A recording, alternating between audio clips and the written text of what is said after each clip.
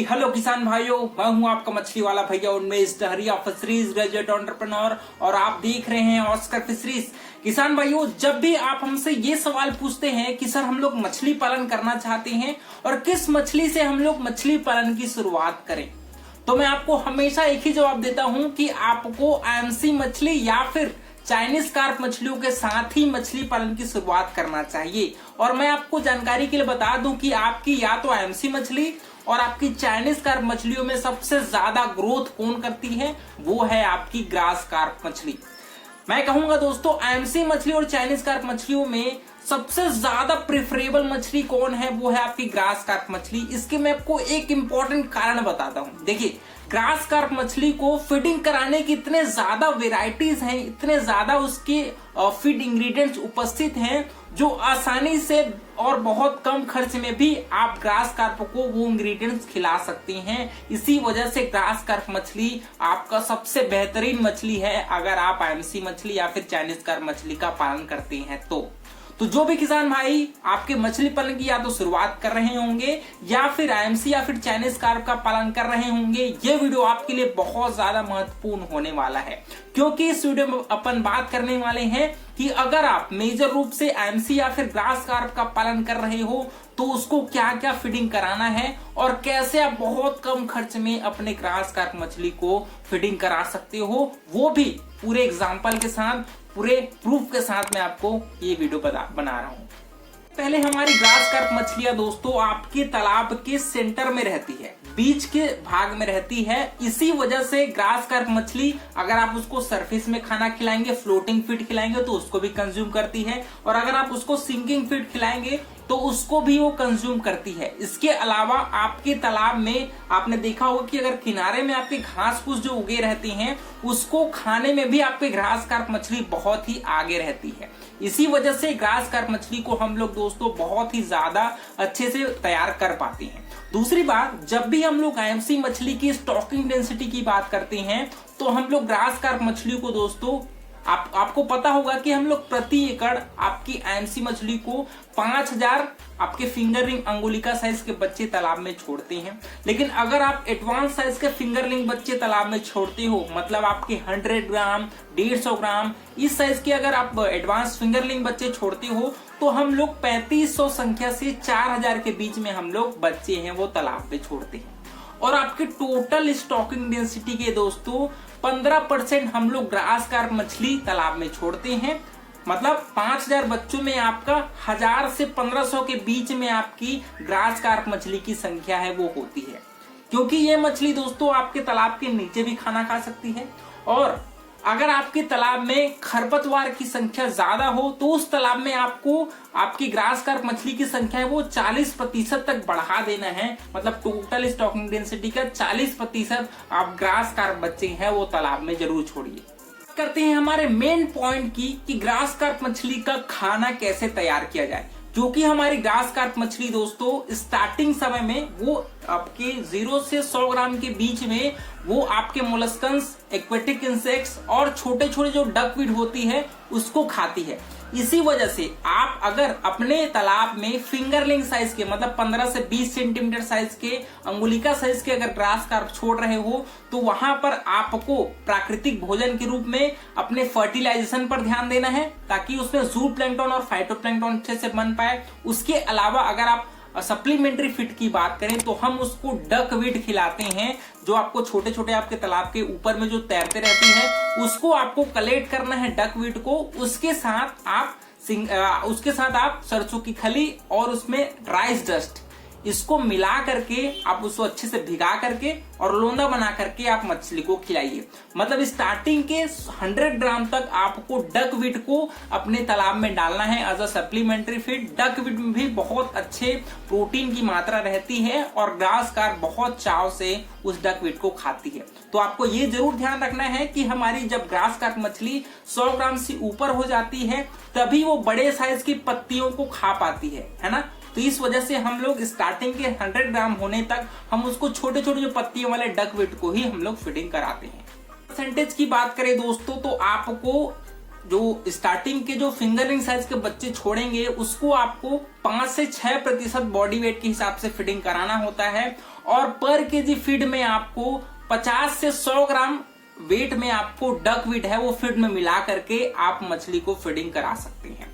दूसरा महत्वपूर्ण पॉइंट कि अगर आप एडवांस साइज के फिंगरलिंग बच्चे तालाब में छोड़ रहे होंगे तो उसको फीडिंग कराने का अलग तरीका है और उसके लिए थोड़ा सा हम लोग ज्यादा इंग्रेडिएंट्स है वो अपने फीड में मिलाते हैं। तो इसके मैं 4 ऑप्शन देता हूं। अगर बात करें एक्वेटिक वीड की तो आप उसमें हाइड्रिला मिला सकते हैं, नाजस मिला सकते हैं, कारा मिला सकते हैं, या फिर नेपियर जो घास आता है जिसको हम अपने गाय को खिलाते हैं, नेपियर ग्रास, उसको मिला सकते हैं। बनाना मतलब केला का पत्ता मिला सकते हैं, पत्ता गोभी का भी प्रयोग कर सकते हैं। तो बहुत सारे ऑप्शंस हैं। इन सभी ऑप्शन में कोई भी एक इंग्रेडिएंट्स या फिर इन सभी इंग्रेडिएंट्स को मिक्स करके भी आप ग्रास कार्प मछली को खिला सकते हैं।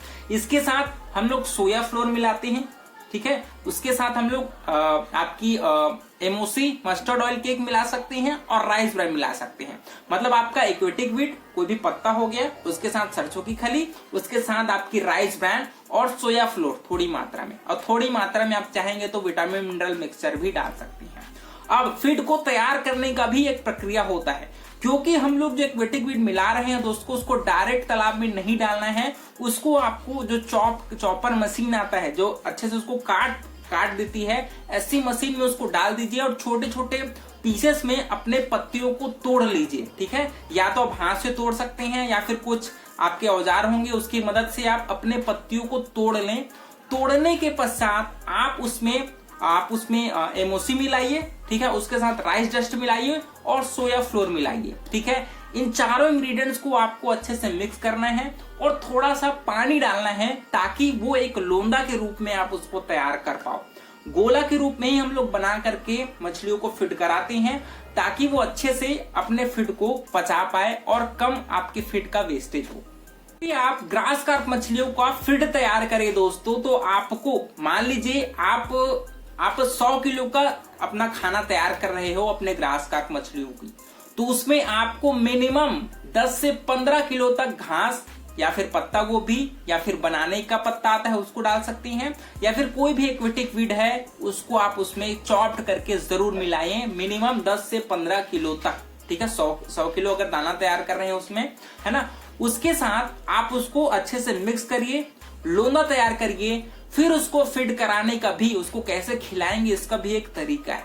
देखिए हम लोग फीड को 2 प्रकार से खिलाते हैं। एक तो हो गया आपका बैग फीडिंग और दूसरा हो गया आपका ब्रॉडकास्टिंग। ग्रास कार्प मछलियां आपके तालाब के सरफेस में आकर के भी फीडिंग करती हैं, इस वजह से हम लोग ग्रास कार्प मछलियों को खासकर बैग फीडिंग कराते हैं। और बैग फीडिंग में भी आपका जो नेट वाला जो झोला आता है ना, जिसमें बड़ा बड़ा छेद रहता है, नेट जालीनुमा जो आपका झोला रहता है, उसको आपको प्रयोग करना है, क्योंकि बड़ा छेद रहेगा तभी आपकी ग्रास कार्प अच्छे से फीड को कंज्यूम कर पाएगी, क्योंकि उसमें पत्ते भी होते हैं, है ना। तो आपको थोड़ा सा बड़े साइज के छेद है वो आप वैसे जालनुमा झोले का प्रयोग जरूर करिए, ठीक है। तो आप अपने तालाब के 4 कोनों में इस झोलानुमा आपके जो डंडे की सहायता से उस झोले को लटकाइए और कम से कम 1 फीट नीचे तक वो झोला है वो पानी में डूबा रहे। तो आपको जो गोला आपने तैयार किया है ना, आपको ये भी ध्यान रखना है कि हम ग्रास कार्प मछलियां अगर बड़ी होती हैं तो हमको उसको 4 से 5% बॉडी वेट के हिसाब से फीडिंग कराना पड़ता है। तो आपको 100 किलो में कम से कम 15 किलो तक आप उसमें एक्वेटिक वीड या फिर जो भी घास फूस होगा उसको मिलाइए। फिर उसको लोंदा तैयार करके आप 4 जगह तालाब के 4 कोनों में आप उस झोले को लटका दीजिए। फिर उसमें आप उस जो दाना आपने तैयार किया है उसको अच्छे से डाल करके उसको आप डीप कर दीजिए, ठीक है। उसके बाद देखिएगा कि आपकी ग्रास कार्प मछली कैसे उस खाने को कंज्यूम करती है, और अगर आपको लगता होगा कि और खाना डाला जा सकता है तो आप और भी संख्या में अपने तालाब में फीड डाल सकते हैं। किसान भाइयों, ग्रास कार्प मछलियों का पालन बहुत ही आसान है। इसको फीड कराने के भी बहुत सारे इंग्रेडिएंट्स आपके मार्केट में और आपके आसपास उपस्थित होती है, और ये साल में मिनिमम अगर आप एडवांस फिंगरलिंग साइज के बच्चे तालाब में छोड़ते हो तो दोस्तों मिनिमम ये 3 किलो साइज तक पहुंच सकती है, अगर आपके तालाब में प्राकृतिक भोजन है और जो मैंने आपको तरीके बताए हैं उस प्रकार से आप मछलियों को फीडिंग करा रहे हैं। बहुत ही आसान है और बहुत ही अच्छी पैदावार है वो ग्रास कार्प मछलियों की आप ले सकते हैं।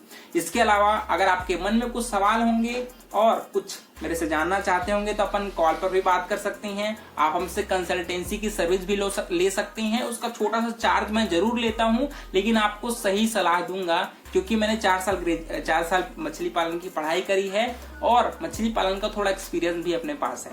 तो आप चाहें तो अपने से कांटेक्ट कर सकते हैं। किसान भाइयों, वीडियो को अगर पसंद आएगा तो वीडियो को लाइक जरूर करिए। ऑस्कर फिशरीज को सब्सक्राइब करना बिल्कुल मत भूलिएगा। इसके अलावा अगला टॉपिक किस पर बनाए, इस पर भी नीचे कमेंट करिए।